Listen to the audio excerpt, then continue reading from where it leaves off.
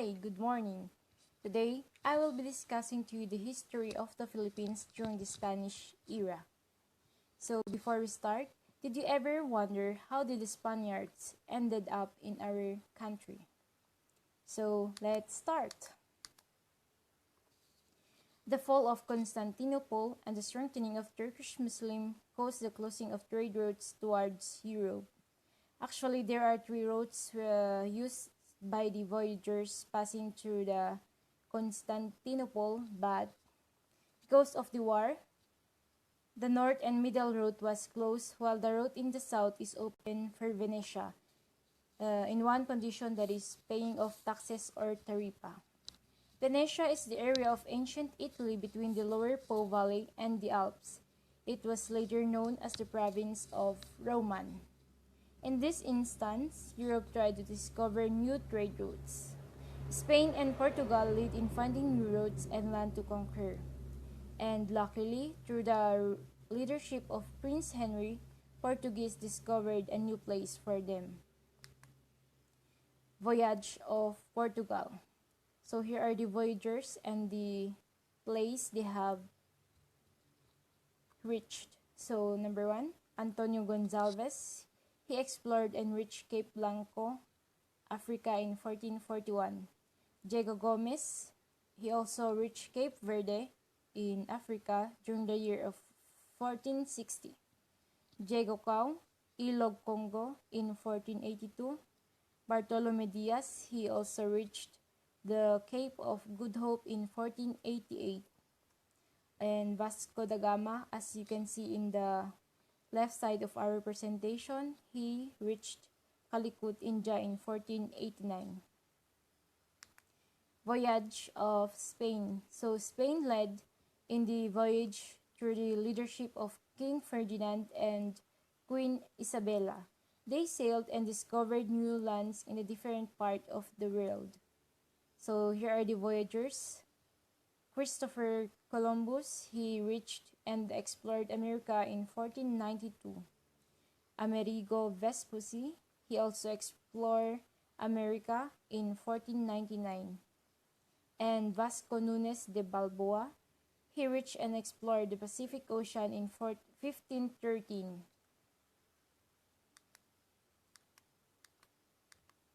So in order to form peace between the two countries, Spain and Portugal, they made an agreement, and that is the Treaty of Tordesillas. It is an agreement between Spain and Portugal, which they signed in June 7, 1494. It aims at settling conflicts over lands newly discovered or explored by Christopher Columbus and other voyagers in the late 15th century. This is used in setting up a line of demarcation from pole to pole. It is about 320 miles west of the Cape Verde Islands, but this was revised in 1521 during the treaty in Saragossa. Accordingly, Moluccas and Philippines reached by the Spain is already under control by the Portugal. So in order to solve this problem, Spain sold Moluccas the right to rule to Portugal with an amount of 350 gold ducat. Ducat is the gold coin formerly current in most European countries. The boundary line is revised to 297.5 league east of Moluccas. In this case, Moluccas was given to Portugal and Philippines was claimed by the Spaniards. They used their right to discover in order to claim the Philippines, and because of that, they have colonized Philippines. Expedition in the Philippines. Ferdinand Magellan, also known as Fernando Magalhães, is an old soldier of Portugal who became lame during the war in Africa. His desire to travel was inspired by Christopher Columbus as he discovered the New World or America. But the king in Portugal did not support him, so luckily he was supported by the king of Spain. He wanted to clarify that the earth is round and not flat, and there are no roads towards east, and that is through the west roads. So King Carlos of the First of Spain gave all the needs of Magellan and his crew during their expedition. In September 20, 1519, the expedition started with 5 ships, which includes the Trinidad, Concepcion, San Antonio, Santiago, and Victoria. So here's the timeline of the exploration of Spain. In September 20, 1519, it is the beginning of Magellan's voyage from Sanlúcar, Spain. In September 26, 1519, they are crossing the Atlantic Ocean. In November 29, 1519, they stop in Brazil and take the path towards Rio de Janeiro and Rio de Plata. In March 24, 1520, they stop at Puerto San Julian because of the revolution that happened between Concepcion and Victoria. Also, the other ship, named as Santiago, was destroyed by the storm. In October 21, 1520, Magellan discovered the narrow end of South America. In November 26, 1520, they crossed the Pacific Ocean and San Antonio returned to Spain. In March 6, 1521, they arrived in Guam, and in March 17, 1521, they stopped in the island of Homonhon in the Philippines. In March 17, 1521, they saw the island of Samar and called it as Archipelago de San Lazaro. In March 25, 1521, they stopped in the island of Limasawa, Leyte. Magellan reconciled with Raha Kulambu of Limasawa and Raha Shagu of Butuan. In March 31, 1521, the first Mass in the Philippines is conducted by the priest named as Pedro Valderramo in Limasawa, Leyte. That is according to Sonia Saide. In April 7, 1521, Magellan went to Cebu. It was led by Raha Humabon, and Raha Humabon tried to get tax from Magellan, but Magellan refused, explaining that he just wanted to be friends with them. In this instance, Raha believed them and an agreement was made. In April 14, 1521, they have conducted a mass and baptism to the early Filipinos. Lapu-Lapu is the leader of Mactan, and he is the first hero of the Philippines as he defended our country to the foreign colonizers, that is Ferdinand Magellan. On April 27, 1521, the battle broke out in Mactan. On September 7, 1522, Victoria returned in San Lucas, Spain, through the leadership of Sebastian del Cano. Importance of Magellan's voyage. Why is it important and why? So, Magellan's victory in his exploration is an evidence that the earth is round. And because of this exploration, new knowledge has been disseminated to the other nations. Europe has known the Pacific Ocean between America and Asia. And the islands that Magellan reached has been known such as Guam and Philippines. So, why is Magellan's exploration important? For the early Filipinos, they have shown their bravery and love for their country as they defend it from the foreign intruders. It shows that the Filipinos can fight and will fight for their country. Juan Garcia Jofer de Lausa has explored and reached Mindanao, However, he died, so his crew and returned and did not continue. Sebastian Cabot in 1526 reached South America and returned because of hunger and hardships.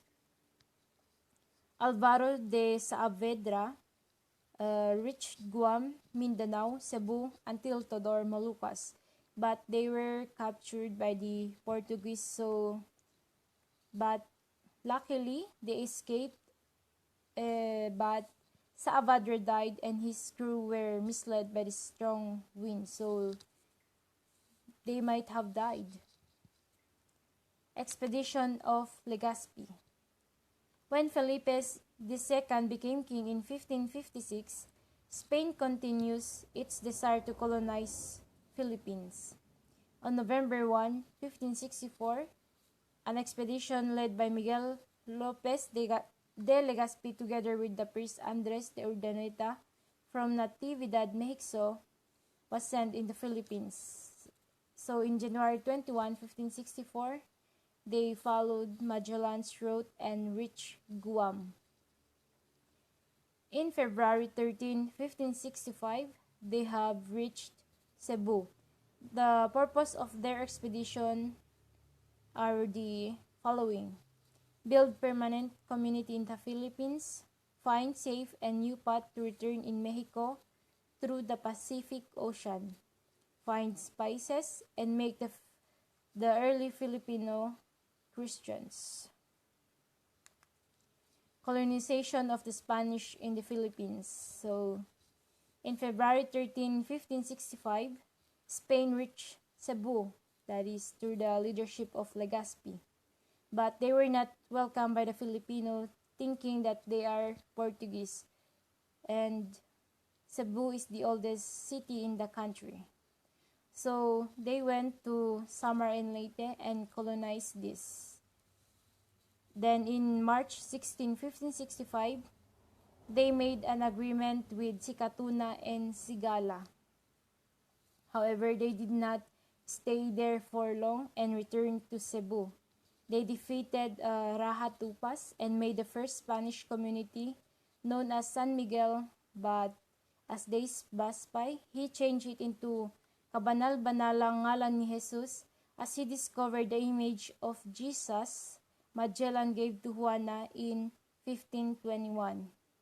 In this case, Legazpi ordered Padre Andres de Urdaneta and Padre Andres de Aguirre to report to the king that there's already a Spanish community in the country.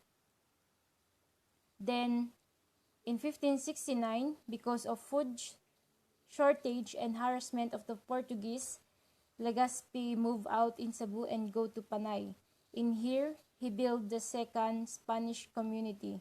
Then in 1569, they colonized the Burias, Masbate, Ticao, and Albay.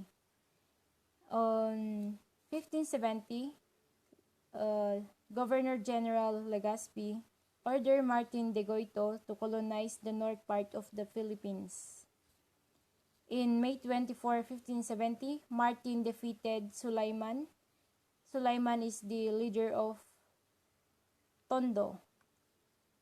And in May 19, 1571, Legazpi colonized Manila and made it as the central government of the Spanish. And in May 24, 1571, Spanish ruled Manila. Manila, they called it as Ensaina y Siempre Lil Ciudad in their Spanish language. So, conquesting Luzon, Martin de Goiti and Juan de Salcedo, grandson of Legazpi, they have conquered the different part of Luzon.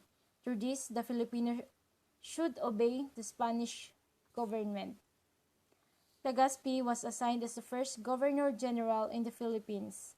He was given the title Adelantado de Filipinas in the establishment of community and the founder of the colonial government in the Philippines. The Malacanang as the office of the Philippines served as the shelter of the Spanish during their colonization. So, conquistador is a soldier of colonization. Colonial policy of the Spaniards. Reduction system or sistemang reductions. It is a plan wherein the center of the town is the plaza. It is surrounded by the church, municipality, and houses of leaders in the community.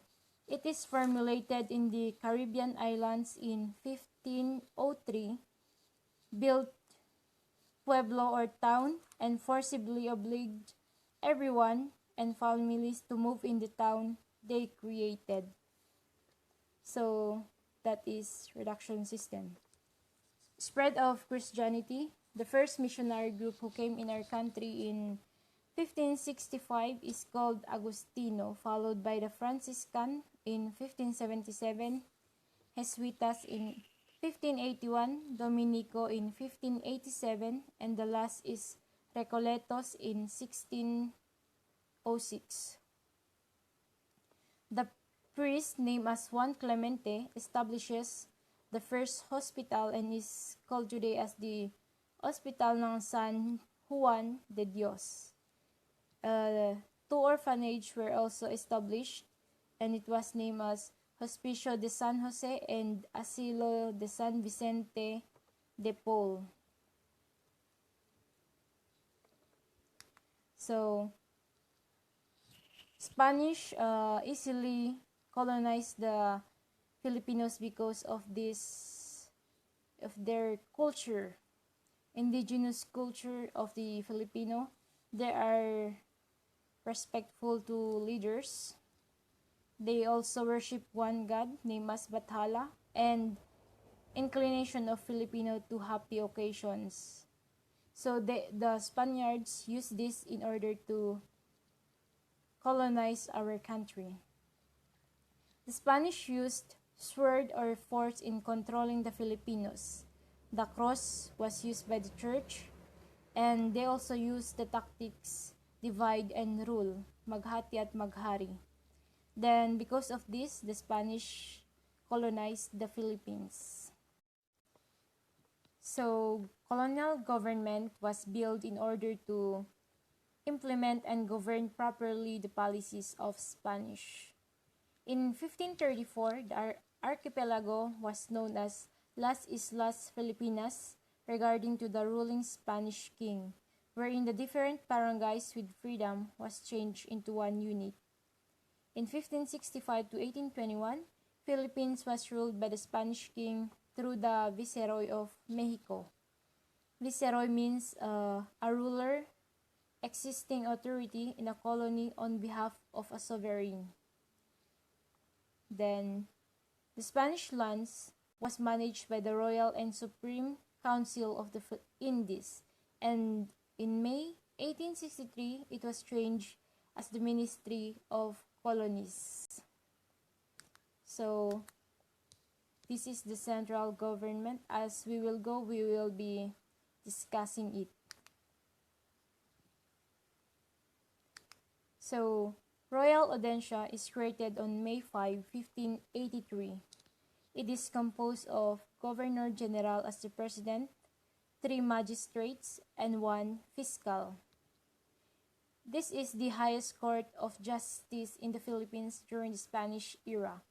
It serves as an advisor to the Governor General, and it has the authority to put an end to any abuse being caused by the Governor General while in his position. Next is the Residencia.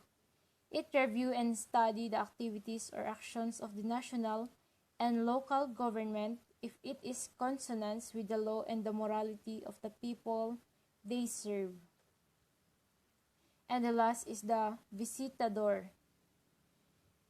Visitador conducts surprise visit and report directly submitted to the king in every investigation they conducted. So, some page of history. The first session of Royal Audiencia was held in Manila on June 15, 1584. The first Royal Audiencia President was Governor General Santiago de Vera, and the first Governor General that was investigated under the Residencia was Guido de Lavezares in 1572 to 1575. So there are some changes during the Spanish colonization. The Spanish government in the Philippines is under the authority of Spanish leadership of Spain. The laws that were implemented in the Philippines during the Spanish colonization were adopted from the laws of Spain. Despite many livelihood programs implemented by the Spanish in the country, the Filipino still lived a hard life. Some of the livelihood programs there were implemented by the Governor General Jose Basco y Vargas are the Encomienda, Polo, Bandala, and Obras Pias. So, livelihood policy, it includes the Encomienda system. It gives right or privilege to the first Spanish people in the country who helped repress the native citizens, for example, in collection of taxes within its jurisdiction. Encomiendero is the one leading an encomienda system. So the function of an encomiendero is to set tax within its jurisdiction, to give protection to the people, maintain peace and order, advocate education and health, and help the missionaries in propagating Christianity. So, encomienda, the real includes Bagumbayan, Santa Ana, Tondo, Malabon, and Betis in Pampanga under the king's control of Spain. So, Polo y Servicios is a required forced labor to all Filipinos aging from 18 to 60 years old, which they must complete 40 days of work. Polistas are the workers in Polo. Falay are the corresponding amount that Filipino must pay if they were absent in the Polo. Bandala is when every province has given the set of numbers and kind of product for sale in the government. The products are paid in small amounts, sometimes in credit, and others do not pay it. So, farmers, Filipino farmers, are suffering. So, galleon trade is a trade between Acapulco, Mexico, and Manila. It is monopolized by the Spanish government. Spanish took taxes from the goods and transport fee, and this trade lasted for 250 years. Obras Pias is a charitable foundation for the priests to collect large amount of money from the wealthy people in the church to be used for charitable, religious, and educational purposes. Taxes or tribute. It was based on Recopilación del Reyes de los Reinos de las Indias. King of Spain funded the expedition for the Philippines, so in return for his effort and gratitude, the Filipinos will pay it through tax. So the Filipinos will pay tax in cash or products like rice, chicken, fabric, and others. The amount of the tax was 8 reals and it was changed into 12 reals in 1851. In 1884, tax was removed and changed into cedula, or today we know it as the identification card. So here are some livelihood policy by Jose Basco y Vargas. He is an economic-minded governor-general. He established the economic reform of the Philippines, which includes persuading Filipino to plant, give incentives such as money to those who will plant cotton, spices, and supply. And he will also give rewards to the miners of gold, metal, bronze, and copper, and to the inventors. However, families who don't follow will be penalized. They must follow the following. So, planting of tobacco is prohibited to provinces which are not part of the said province to plant tobacco. Second, following the set numbers to be harvested and prohibited to exchange products. 3. Buy all government products in the set price. Next, inspection on the crops, grouping of crops on the same kind, making of tobacco, cigarettes, exporting of products, and selling of products where it is not part of the monopoly. So, in agriculture and industry, there are differences and changes during the Spanish era. In 1588, new crops and animals were introduced, so there's a development of agriculture. In 1612, they are planting wheat in the islands. In 1642, tree planting and coconut were conducted through the leadership of Governor General Conqueda. In 1759, there will be planting cacao, banana, pepper, and other plants. In 1768, Governor General Jose Raon implemented that all families should take care chickens, pig, and other animals. Padre Antonio Sedeno also introduces the making of bricks. Padre Mariano Granja, weaving of hat and mat in Quezon City. Padre Pedro de San Miguel, making of resin in Zambales. And Padre Pedro Camanes introduced fishing in Pampanga. In terms of banking, in 1830, Francisco Rodriguez established the first bank in the Philippines to meet the needs of the businessmen, such as investment. In 1851, Governor General Antonio de Urbistondo established the Chartered Bank of India, Australia, and China. In terms of transportation and communication, road and bridge was established in 1767. In 1837, the lighthouse or parola in Ilog, Pasig was built in 1837. In 1830, arrival of steamship named as Magallanes, Elcano, and Reina de Castilla. In 1840, they established the first line of telegrapho. And in 1846, they established the World Kableng Telegrapho. In 1848, they established the first line of telephone. And in 1873, they opened the service of train from Dagupan to Manila. In 1880, they established the first rails of train, named as Dagupan Manila Railways. In 1890, public urban streets had tram or tramvia as a means of transportation. And in 1891, Manila had electricity. Before ending my presentation, I would like to say this. Studying history is not simply learning our past, but history allows us to be critically conscious of the significant events that shape our nation. Thank you and God bless.